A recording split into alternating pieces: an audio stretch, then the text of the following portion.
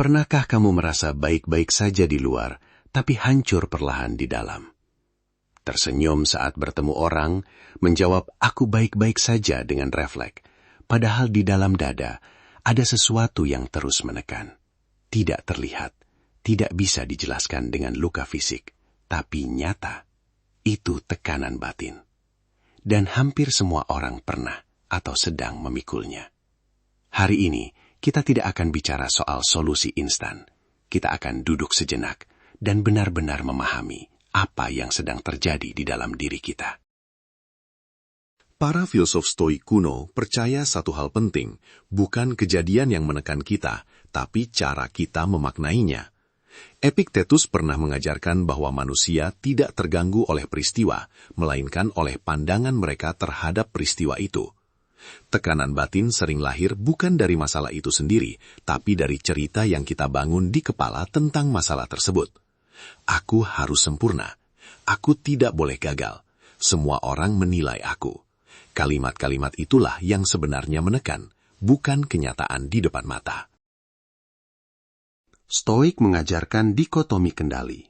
Pisahkan apa yang bisa kamu kendalikan dan apa yang tidak. Pendapat orang lain, hasil akhir, masa lalu, semua di luar kendalimu. Yang bisa kamu kendalikan hanyalah caramu merespons hari ini. Ini bukan berarti mengabaikan perasaan. Ini tentang berhenti menyalahkan diri atas hal yang memang di luar kuasamu. Secara ilmiah, tekanan batin yang berlangsung lama punya nama, stres kronis. Dan tubuh kita tidak dirancang untuk menahannya terus-menerus. Saat kita merasa tertekan, otak melepaskan kortisol, hormon stres. Dalam jumlah kecil, ini membantu kita waspada. Tapi ketika tekanan itu tak kunjung reda, kortisol yang menumpuk justru mengganggu tidur, konsentrasi, bahkan sistem imun. Yang membuatnya lebih rumit, banyak orang memendam tekanan ini karena merasa harus terlihat kuat. Fenomena ini disebut smiling depression, tersenyum di luar, kosong di dalam. Psikolog sering mengingatkan, tekanan batin yang tidak diakui bukan hilang, ia hanya bersembunyi. Dan yang bersembunyi cepat atau lambat akan mencari jalan keluar, entah lewat kelelahan, kemarahan, atau rasa hampa yang datang tiba-tiba. Mengakui bahwa kamu sedang tertekan bukan tanda lemah, itu langkah pertama menuju pulih. Bayangkan seseorang yang setiap pagi bangun, memakai topeng profesionalnya, lalu menjalani hari sambil menahan beban yang tak pernah ia ceritakan pada siapapun.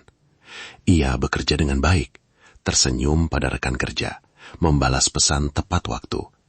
Tapi setiap malam, saat lampu dimatikan, pikirannya dipenuhi pertanyaan. Apakah aku cukup baik?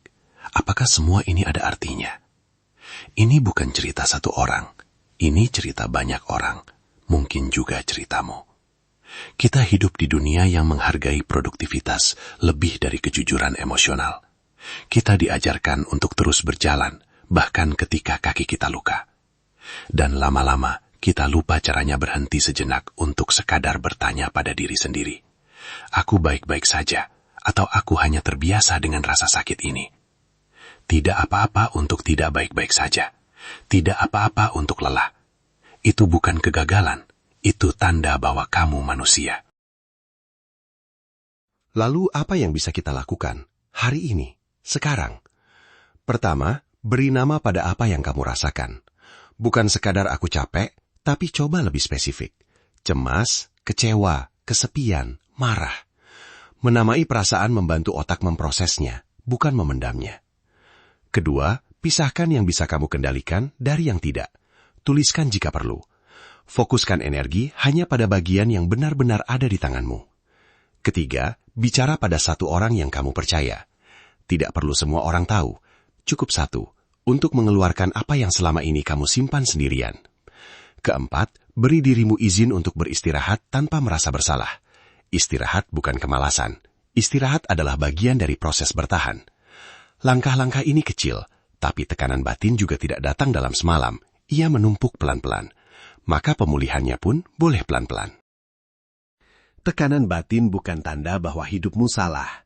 Ia adalah tanda bahwa kamu sedang berjuang lebih keras dari yang orang lain lihat. Kamu tidak harus menghadapinya sendirian. dan kamu tidak harus menyembunyikannya untuk terlihat kuat. Hari ini, izinkan dirimu berhenti sejenak di teras pemikiranmu sendiri, bernapas, mengakui, dan melangkah lagi, pelan-pelan, tapi dengan lebih jujur pada diri sendiri. Karena pada akhirnya, kekuatan sejati bukan soal tidak pernah tertekan, tapi soal terus berjalan meski batin sedang berat. Terima kasih sudah menonton.